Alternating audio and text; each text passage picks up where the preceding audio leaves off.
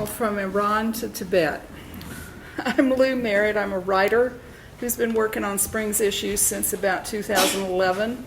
I've been fortunate enough to study with several teachers who were born in Tibet and came to the USA to teach about the Tibetan Buddhist tradition, which has a lot to say about the interconnections between humans and the world around us.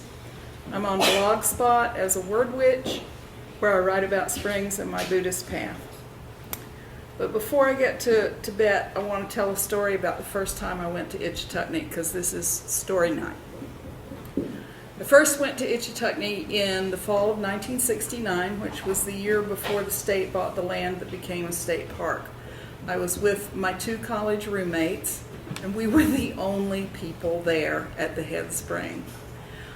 We got in the spring, we splashed around, we had a great time, and I was getting to where my fingers were starting to pucker. If you've ever stayed in the water too long, you know what that's like.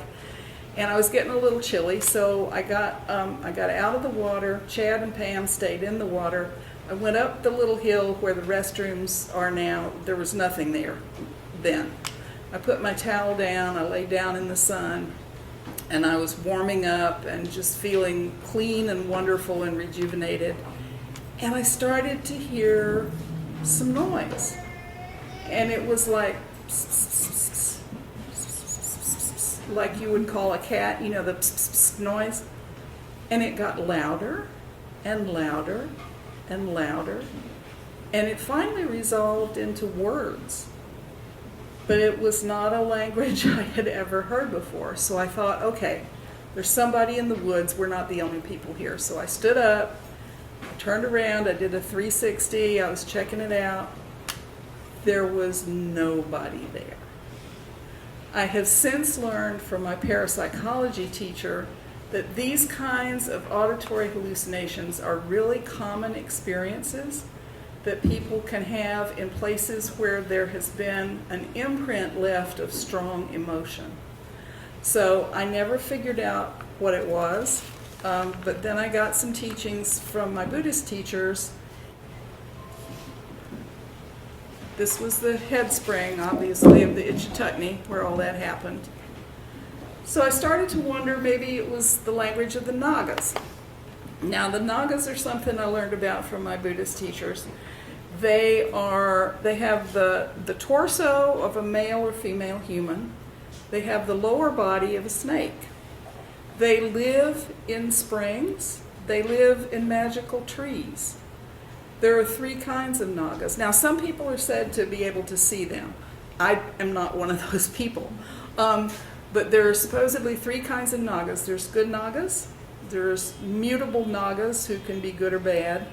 And there's bad ones, and you don't want to mess with the bad ones. But the thing that they have in common is that water pollution makes them sick. And when they get sick, they seek revenge in the form of natural disasters and skin diseases. And so I don't expect you to believe in Nagas. I believe in them because my teachers are trustworthy, and I have no problem believing in things that I can't see. But what an analogy for where we are now with our springs, with pollution, with natural disasters. And there's even one elder in the springs advocacy community who can't go in the water anymore because he has an allergic reaction to algae. So it's just a little thing that I think is very interesting. And again, it's the connection between the mind and what we do, what we put out in the world, and then what the world gives back to us. Okay, next slide. This is a pin that was designed by the Karmapa, who's the head of one of the Buddhist schools that I'm most closely affiliated with. And he designed it for a prayer festival. It actually represents humanity holding hands with the earth, like this.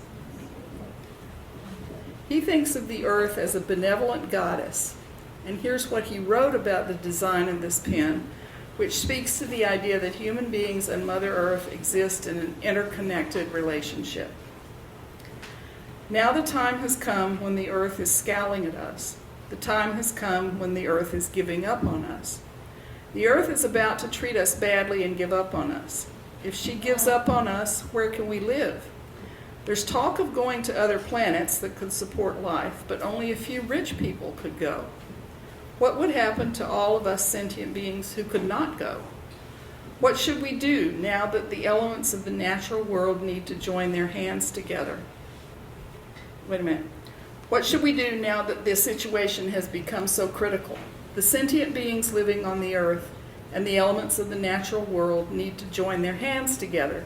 The earth must not give up on sentient beings, and sentient beings must not give up on the earth. Each needs to grasp the other's hand. Note that he mentions the importance of joining hands with the elements of the natural world. In Buddhism, these elements are earth, water, fire, air, and space, and that's not necessarily outer space, but it's the space between things. So, one of the things that's very interesting about this is that in Tibetan Buddhism, the essential nature of the element of water is considered to be a Buddha, a female Buddha called Mamaki. So water is a sacred element in this system. So I wonder, how do we hold hands with Mother Earth? What would be different if we talked about our springs not as resources or recreational opportunities, but as Buddhas, as living natural systems? What if we told our stories about springs with reverence? What if we understood water as something that's alive and sacred with which we exist in relationship, as something that deserves our care? Because for a lot of us, that's what water is.